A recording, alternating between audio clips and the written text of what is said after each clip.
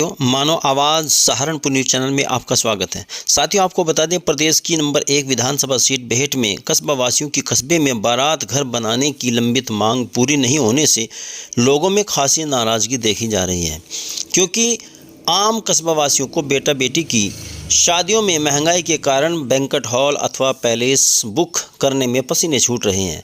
ऐसे में नाराज़गी होना स्वाभाविक है। कस्बे वासियों का साफ साफ कहना है कि वर्तमान चेयरमैन अब्दुल रहमान उर्फ शालू भैया अपने दोनों चुनावी घोषणा पत्रों में जनता से वायदे कर चुके हैं। हालांकि बारात घर के लिए ज़मीन खरीद व चार दीवारी इनसे पूर्व चेयरमैन के कार्यकाल में पूर्ण हो चुकी थी।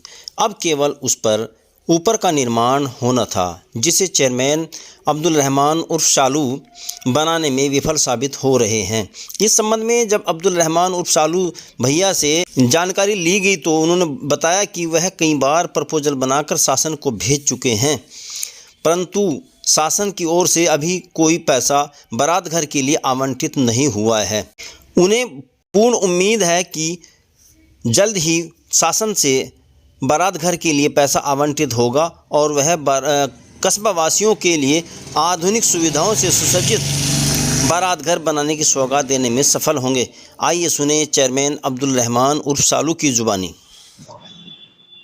चेयरमैन अब्दुल रहमान शालू जी, आपके यहाँ बारात घर की जरूरत थी और बारात घर की आपने घोषणा की है 2 बार अपने उसमें, तो क्या ऐसी खास वजह रही है जो बारात घर नहीं बन पाया लोगों के लिए? सबसे पहले तो मैं आप सबको आपके माध्यम से नववर्ष की हार्दिक शुभकामनाएं देना चाहूँगा। उसके साथ साथ मैं आपको ये बताना चाहूँगा, बारात घर की योजना पहले भी हमने बना के भेजी थी, पिछले कार्यकाल में भी उसका मत हमने उसकी योजना में हमने फाइल बना के भेजी कि हमें इसका पैसा आवंटित किया जाए, जिससे कि हम लोग यहाँ कस्बे में एक बारात घर बना सकें। पर उन्होंने फर्स्ट टाइम में तो कोई प्रोविजन नहीं देते हुए हमसे कोई डीपीआर नहीं मांगी। पर अब सेकंड जैसे ही कार्यकाल शुरू हुआ है, हमने 1 साल हो गया करीब, हमने बारात घर की, लाइब्रेरी की और अन्य काफी इस कस्बे के हित में जो जरूरतों की चीज है, जिससे इस कस्बे को स्मार्ट बना सके या इस कस्बे को बेहतर बनाने के लिए हमने आप डीपीआर बना के दी है। उम्मीद है हमें जल्द से जल्द बारात घर का पैसा आवंटित हो जाए। लोगों का ये सीधा आरोप है कि पैसे आ रहे हैं और चेयरमैन साहब लगान रहे हैं, वापस भेज रहे हैं, ऐसा क्या कुछ इस तरह का कोई आरोप? देखिए मुस्तकीम भाई, आरोप तो आरोप जबान से चलते हैं। जबान कोई भी अपनी कितनी भी चला सकता है।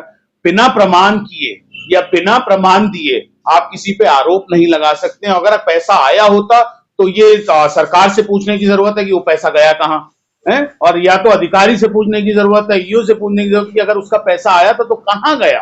और जबान है, जबान से कोई भी कुछ भी कह सकता है। बिना प्रमाण के कोई भी किसी पे आरोप ना तो मैं आपको समझता हूं कि आपको पूछना चाहिए था और ना ही मैं दूसरे को कहना चाहता हूं। अब आपको क्या संभावना लगती है, कुछ कब तक बन सकता है कुछ? देखिए, मैं भी सरकार से उम्मीद कर रहा हूं और मुझे भी सरकार से उम्मीद है। मैंने जो मेरा काम था, एक डीपीआर बना के एस्टीमेट बना के भेजने का, वो मैं भेज चुका हूं। अब सरकार के ऊपर है कि मेरे को या मेरे कस्बे की प्राथमिकता वो कब समझते हैं और कब प्राथमिकता में हमें नंबर 1 पे वो पैसा देते हैं। ये मैं उम्मीद करता हूं सरकार से। चेयरमैन साहब, आपने मानव आवाज से बात की, इसके लिए बहुत बहुत धन्यवाद। Thank you so much.